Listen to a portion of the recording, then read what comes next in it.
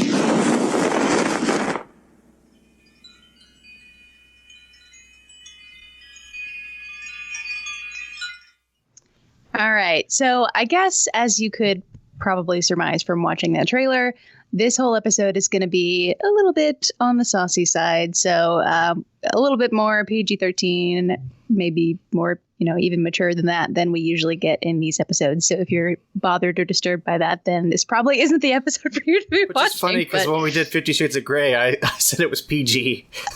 Yeah. We have different definitions of what I know we do. means. I know we do. Parental guidance. I mean, hey. Even so, I would say that, we're not going to get too inappropriate or anything. So we keep it clean. We will replace all of these suggestive words with the names of candy bars. Okay. All right. Sounds good. Okay. So Body Heat. This is my good. You are correct. Yeah. You got a synopsis for it? Yes, I do. All right. So in the midst of a searing Florida heat wave, a woman persuades her lover, a small town lawyer, to murder her rich husband. So this movie is heavily influenced by, pays homage to, however you want to look at it, but it's very similar to Double Indemnity. Yes, it is. And perhaps that might have been a tip-off as to which one it was going to be for me, knowing what you know about me and my abiding love of Barbara Stanwyck and Double Indemnity. But I really think it stands on its own. It's the first... Well, actually, before I get into that, I want to back up a little bit. So there are two movies in particular that I sort of thought about choosing as my good. And I wondered if maybe you might have been surprised that neither of them got the spot in this episode. But those two movies are Chinatown and LA Confidential. Because I feel like when people think about Neo Noir, those are usually the first. If not the first, then definitely they're major players in the conversation. I was wondering that. And I did really, I love Chinatown. And if you're new to this genre, and if you haven't seen it before, I really suggest you go out and watch it. One reason why I didn't pick it, even though I love it, is that to me, I find it a little bit more interesting when I hesitate to even say more interesting. I don't know. I find it very compelling when a movie can take noir elements and then apply them to its own setting or its own time. This Body Heat was made in the 80s. It's a movie set in the 80s, and the characters act like they are from the 80s.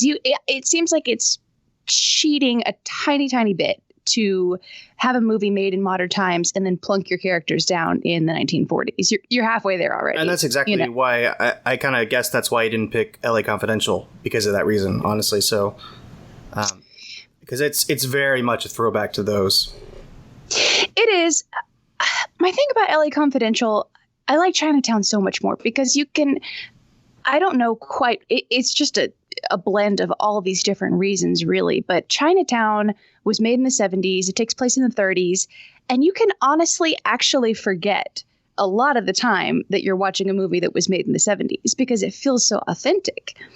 I don't really feel that way about LA Confidential, actually. Like, I appreciate so many things about it as a movie, but I appreciate it more than I actually like to sit down and watch it. It's in LA Confidential, I never for 1 second forgot that I was watching a movie made in the 90s and set in the 50s. You know, it's Guy Pearce and Russell Crowe doing their thing, wearing high-waisted pants.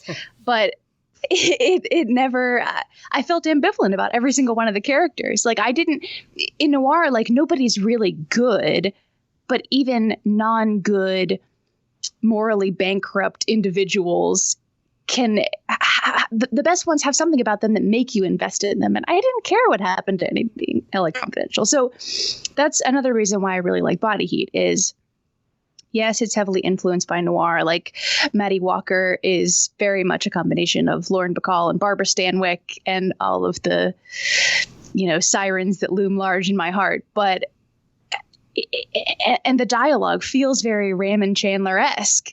You know, you get all these influences, but it's still its own thing. And I think that when we were first talking about it, I don't know, it was years ago, months ago. I don't remember when we talked about it, but I think I told you, I was like, it's a steamy movie. It's really steamy or something like that. It is. It is, literally. It's like everybody's just sweating and Yes. Yeah. I love that. I love how much the heat is such a successful part of this movie. Everyone is sweating. Everyone is dirty. Everyone is, I mean, it just takes on a life of its own. I love the banter between the two of them. I think William Hurt and Kathleen Turner are cast so well. I really like William Hurt too. He was a great choice for this because the other two picks, I don't really like the leading actor. The actresses are you know what they are, but and William Hurt I don't think gets his due really. He's kind of one of those actors who he's well known, but he was never I guess a superstar, right? Or was he? I don't, in the 70s or 80s or 90s or. I mean, he's I'd probably agree with that. I mean, he's an Oscar winner, but he I mean, you know, now he's in the Marvel universe. He's the general or whatever. Oh, that's right. Yeah. And so he pops up in interesting roles. He's always been an interesting actor that way. So. I loved him in The Village, M. Night Shyamalan. That was my introduction to him as an actor. So I enjoyed seeing him in this role as a younger man. I thought he was great. This was definitely the most noir feeling film of the three. Yeah, I agree. If you're going to do a noir, I feel like the two leads have to have really good chemistry. You have to understand why this woman could dupe this man into doing whatever she wanted just by the promise of her sexual wiles. Yes, they do go there, but you know that even if they didn't, she could have made him do it all the same, just on that, her charisma alone. But I don't know. And this is spoiler alert. For anyone, but I just want to say something because we sort of touched on this like a couple minutes ago, but when the original noirs were being made in the 40s and 50s, the Hays Production Code, which was this an imposition of so-called moral guidelines for what movies could and couldn't show, and they had to, you know, everything had to happen kind of a certain way. So even if 90% of the movie leaned in one sort of bleak direction, and you thought that the person was going to kind of get away with these nefarious deeds, they weren't allowed to. Like, they had to die or go to jail or something. Like, they never really got away clean. And in this movie, I kind of love that she does. You really are guessing all the way through whether or not she did it, didn't do it. And they leave you little hints. You know, I was reading, and something I missed, but I was reading the trivia on IMDb about when he sees her friend at the gazebo, you know, and it's an awkward thing. She hands her friend an envelope, and they don't really explain what the envelope is, but you can infer that she was paying that friend off, like he guesses at the end. So it's kind of a nice little thing. If you go back and rewatch it, things you could catch like that. Yeah. So now, in terms of movies like this, you mentioned Chinatown and all that, but there is another movie that I really like as a neo noir that's very similar, and that's Wild Things. I know a lot of people see Wild Things as kind of a trashier movie and all that, but it's really good. So that's something I would definitely put up on this list. I'm not saying it's as good as Body Heat, but I don't think I think it's an underrated film because people just think of it as, they think of that threesome scene. That's the thing that people always talk about. There's that. And then Memento comes up as a neo-noir on the list too. I don't know that I would call it that. It's kind of interesting because it happens in order. You don't really realize the femme fatale character and how she's manipulating him. So it's one of those movies you'd have to think about later to be able to catch it as such. But those two I would definitely put in this category as good. Yeah. Okay. What about you, Mark? Were there any that popped out to you? No, I'm not a huge noir connoisseur, so I couldn't even think of neo-noir titles other than maybe like Dick Tracy, which is kind of a niche comic book one, or even some of the newer. Who was it Zack Snyder? Who did the comic book ones with the guy with the red tie? Oh, who was always yeah. The Sin City. It's not Sin City, but he was the same director, right? I know. Mike. Well, no, I know who you're talking about. It's the guy that actually Frank Miller directed. Frank Miller. It's The Spirit. Yeah. The Spirit. It's The Spirit, right? Isn't that what you're talking about? The Spirit. Yes. Yeah, that's a terrible movie. Yeah, it's not good. But just in terms of like other just movies in the genre, I was thinking Sin City and The Spirit. Yeah, The Spirit would fall in line with what you were saying earlier, Kelly, about it never really feels like a real, like, lived-in period. Yeah. It feels fake. Okay. Well, is there anything else you guys want to say about Neo Noir or about Body Heat? What I liked about the heat in this movie is that normally the Three Musketeers is a like. Oh, sorry. I can say the word. We'll say the word sex at least. Usually, sex is like an escape.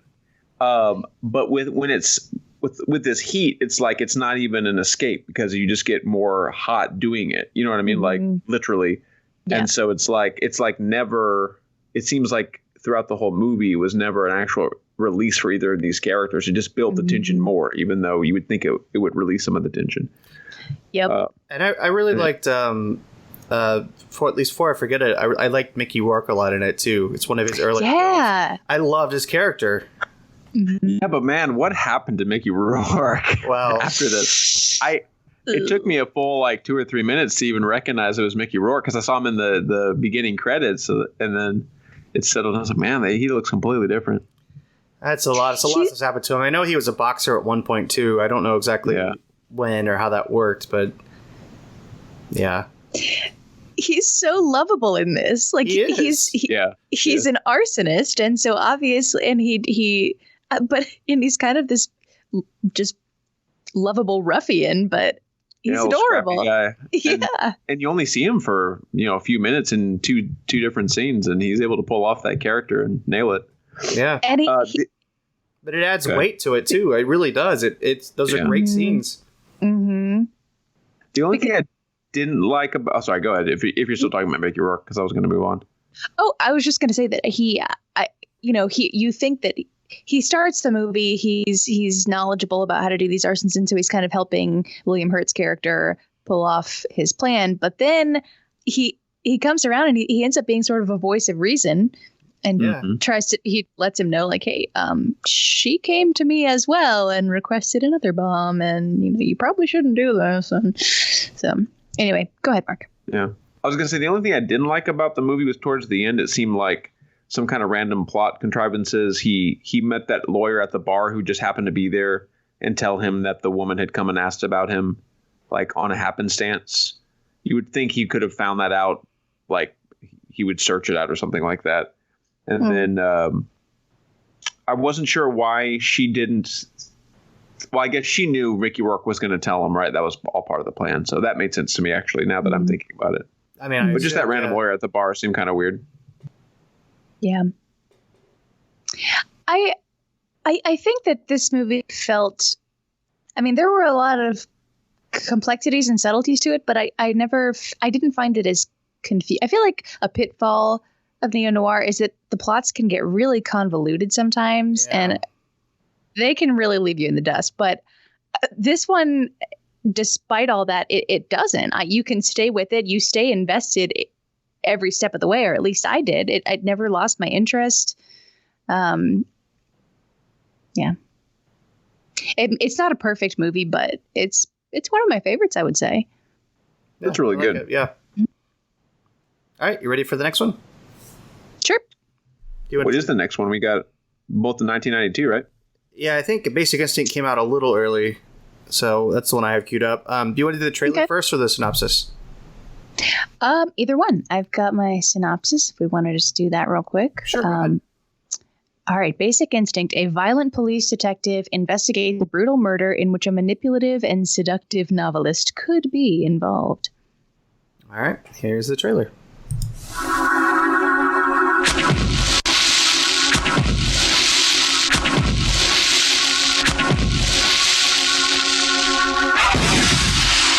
We got 31 stab wounds. What was it? Ice pick. I'd like to speak to Miss Catherine Trammell, please. Is she a suspect? She's a suspect. I wanted to write a book about the murder of a retired rock and roll star. You know how she does the boyfriend? With an ice pick. She intended the book to be her alibi. I picked him up, and I had sex with him. You didn't feel anything for him, you just had sex with him for your book. In the beginning. Then I got to like what he did for me. You like playing games, don't you? It's nice. You've got no physical evidence. She's lying. What's your new book about? A detective. He falls for the wrong woman. What happens? She kills him. Stay away from her. You are out of control, Kurt. You won't learn anything I don't want you to know. She knew I'd say she did it, and she knew that nobody would buy it. She is screwing with your head, Nick. She knows things about me that I only told you. How does it feel to kill someone? You tell me. I think you got too close to the flame. I think you liked it. You're in over your head.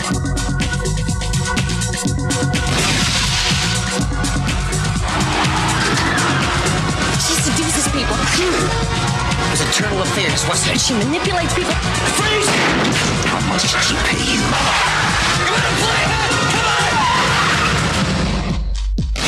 She knows where I live and breathe. Games are over, Nick.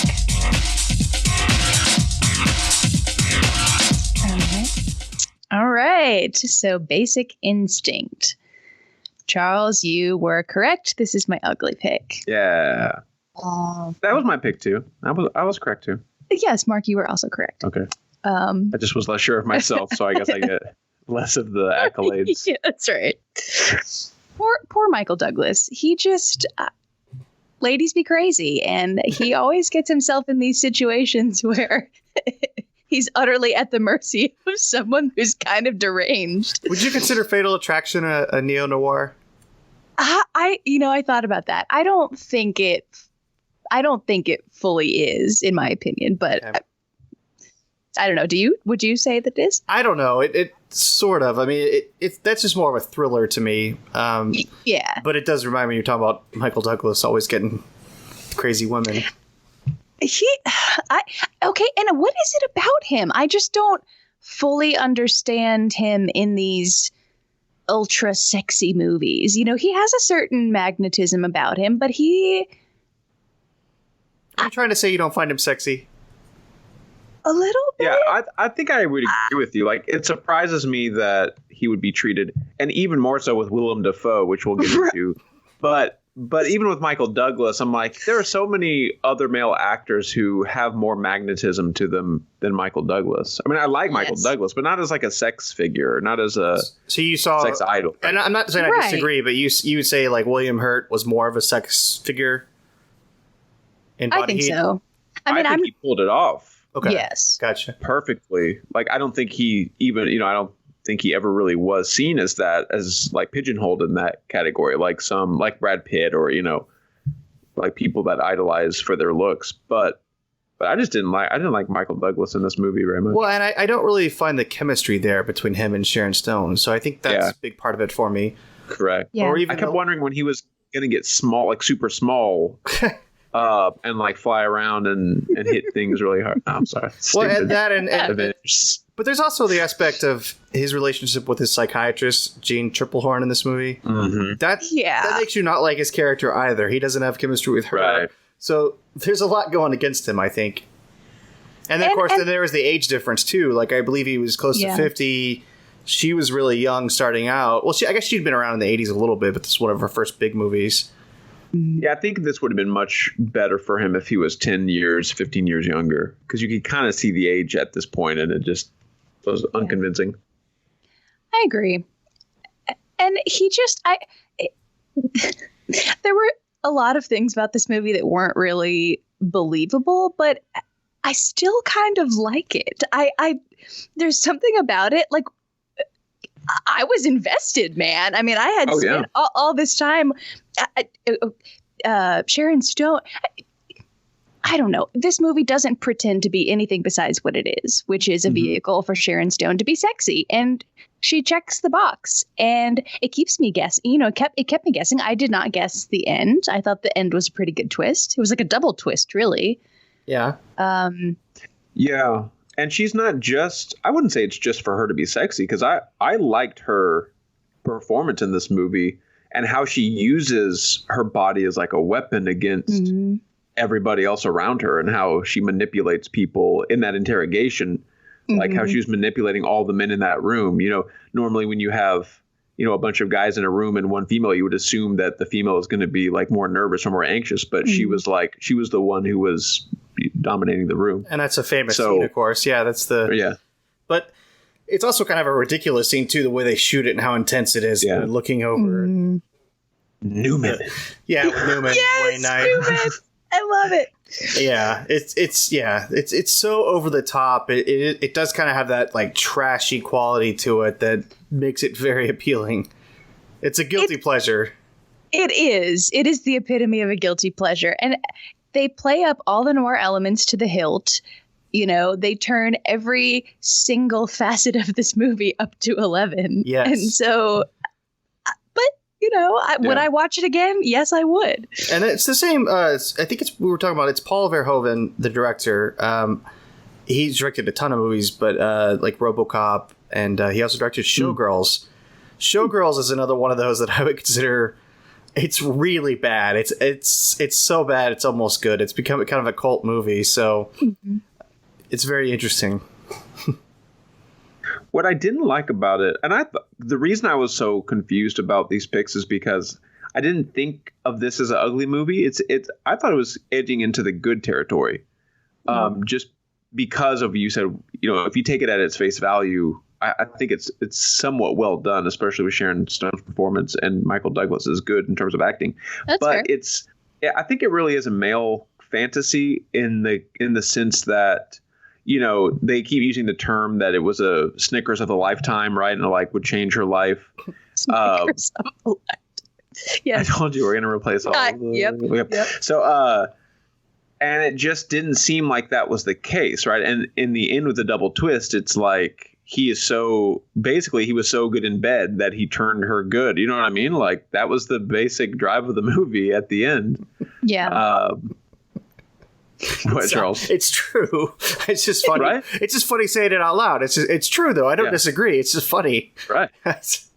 And so it's and going back to what we talked about, Michael Douglas' performance and the like, maybe there was not so much chemistry there. Like that's not really believable that, you know, she fell so deeply in love with him, and especially in a physical way, that she's like, oh, I'm going to become a whole different person, even though I've been super smart this whole time and, you know, basically Hannibal Lecter.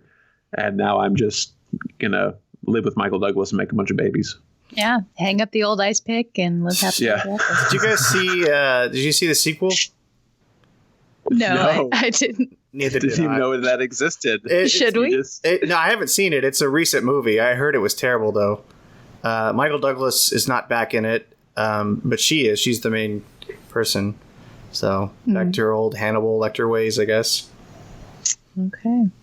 Oh, I did really like the meta element here of her writing books for her own alibi. Mm-hmm. And that, like, is it really her? Is it somebody, taking her fiction and turning it into reality? And that was kind of cool. Yep. So. Yeah. All right. You ready to go on? Yeah. Sure. All right. You get the synopsis? Yes. Okay, so body of evidence. A lawyer defends a woman accused of killing her older lover by having sex with him. Straight to the point. Hold on there for a second. Okay, go ahead. That like sums up the whole podcast in a sentence, right? The whole Neo Noir. We got hit every box. Yeah. I did not see that synopsis coming. Okay, I'm sorry. All right, let me do the trailer. Here we go.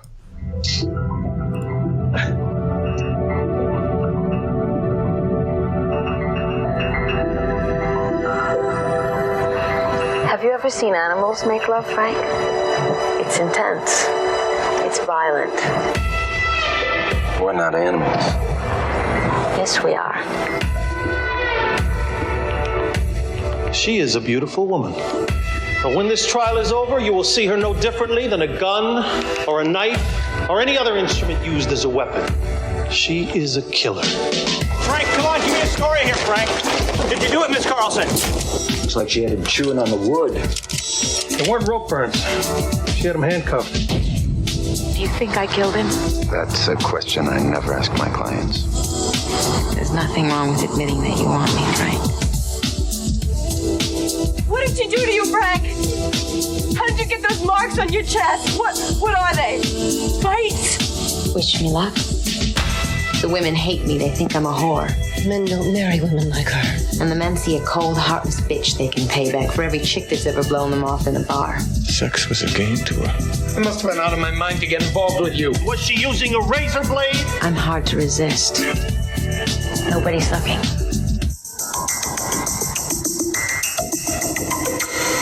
Walk away.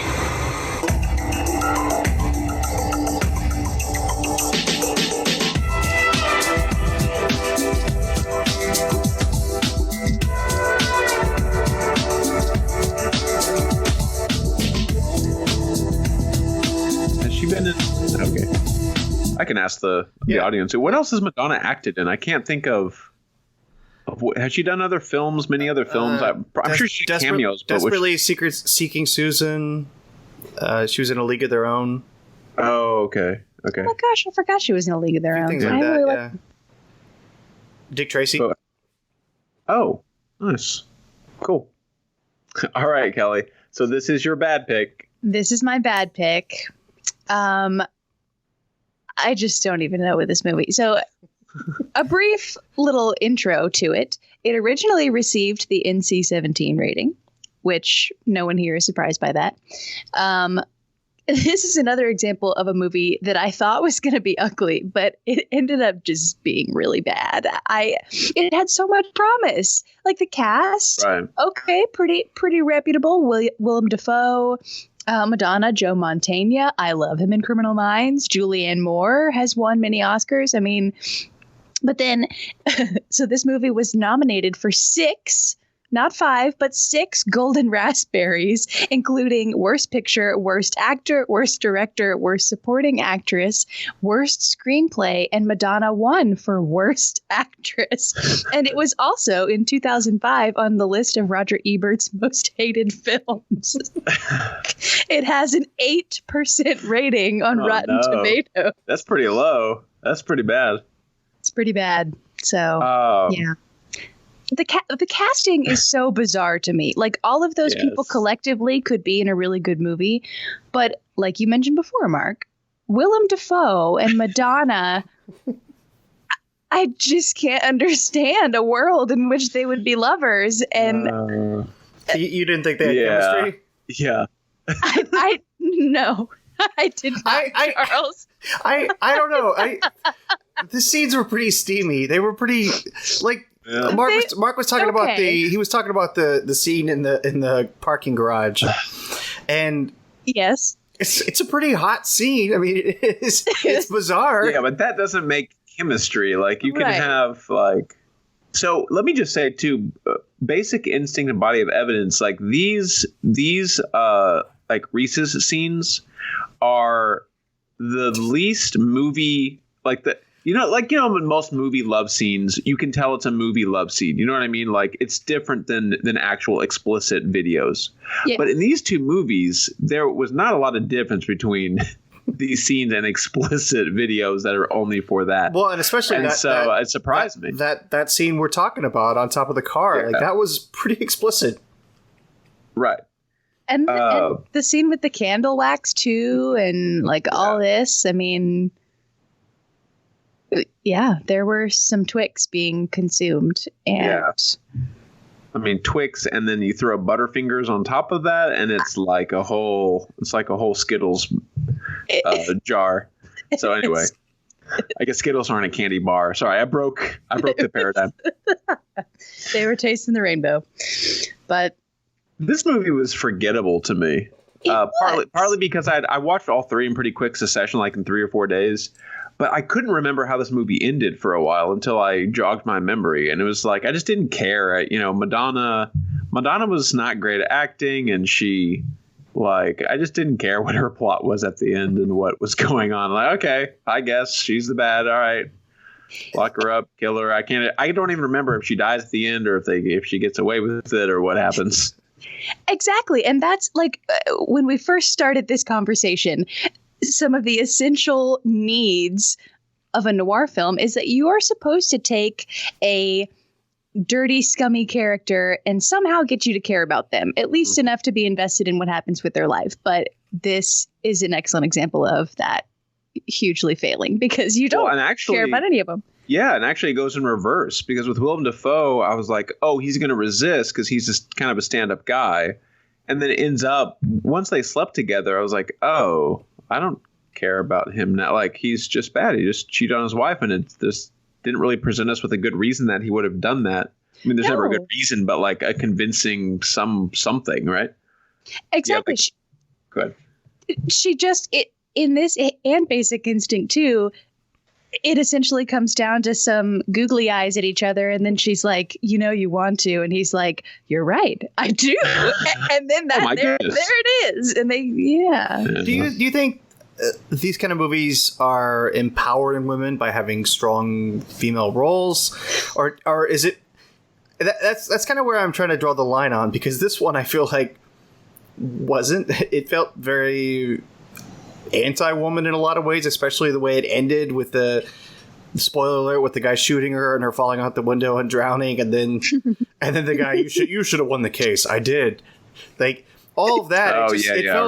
See, now I remember how it ends. Thanks, Charles. Yeah, exactly. But it didn't feel like it was empowering her at all. It didn't feel like a strong character. Whereas in both Basic Instinct and Body Heat, I thought they were really strongly written women and well acted. Yes. So I don't know where that line is for me, because this movie is very similar to Basic Instinct, and as Mark said earlier, they're all very kind of similar. So I don't know if it's more of the performance, if it's just because Madonna wasn't the greatest actress in this, or if it was just the writing wasn't very good for her, because it does kind of play into the male fantasy thing, but they all three did. So I feel like the other two used the male fantasy against men. This one just kind of it didn't. It didn't use it against the men at all, really.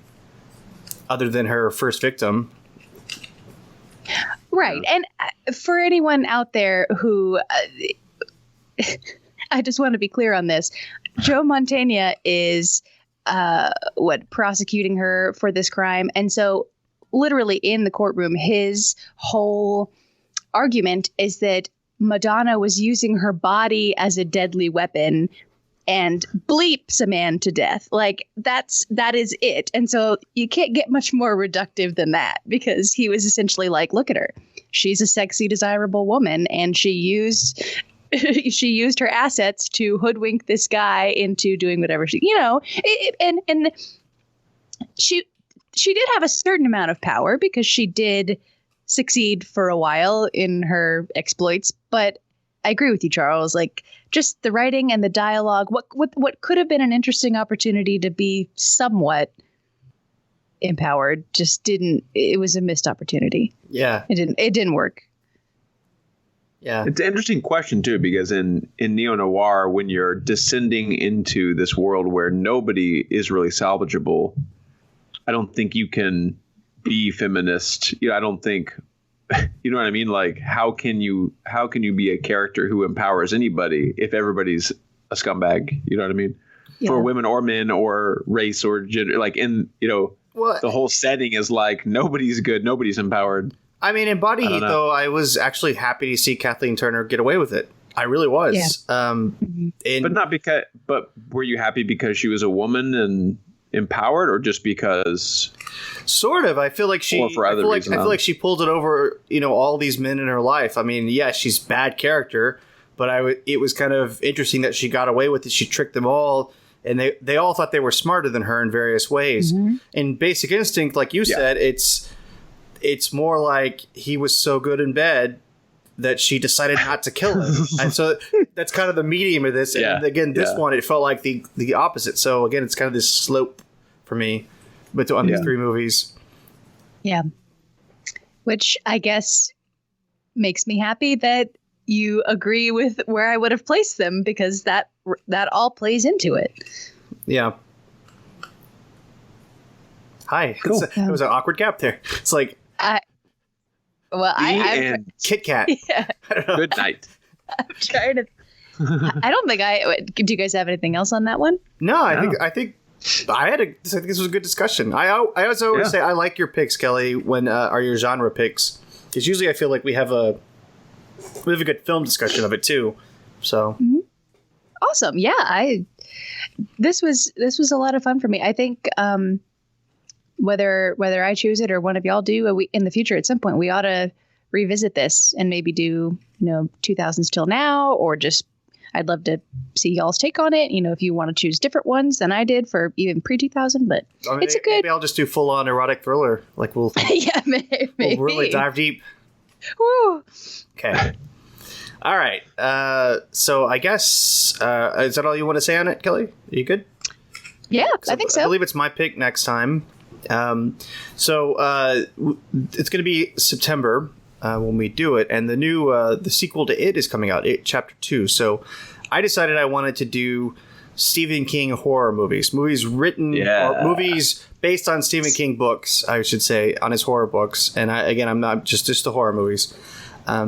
Now, unfortunately, I'm not going to tell you my picks right now, because one of my picks I cannot find to watch anywhere, and I cannot find the DVD to rent to anything. So I think I've got to change one of my picks, and I will get back to you guys on that. Okay. But yeah. And then also we are going to be doing the 31 Days of Horror. That's going to be starting up in October, obviously, October 1st. This year we're doing vampires. So I think that'll be really exciting to talk about Stephen King movies. I've been wanting to do that for a really long time. Yeah, I thought about doing it too, because he's written so many and the movies are so kind of varied in their quality. Yes. Like a lot of made-for-TV stuff and a lot of, or like long TV episodes. So. Yes, exactly. There's a lot. And well, because as you say, he's written so many. Yeah. So cool. That's a good one, Charles. I'm excited. That's going to be cool. Me too. Cool. And I hope It is on the list, the first one, because I haven't seen it yet. I really want to have a reason to see it. We shall see. Cool. All right. Well, if that is it, then you can all check us out at itsjustawesome.com or on iTunes and Twitter at Good Bad Podcast, all one word. Cool. Thanks, guys. All right, thanks. All right. Have a good one, guys.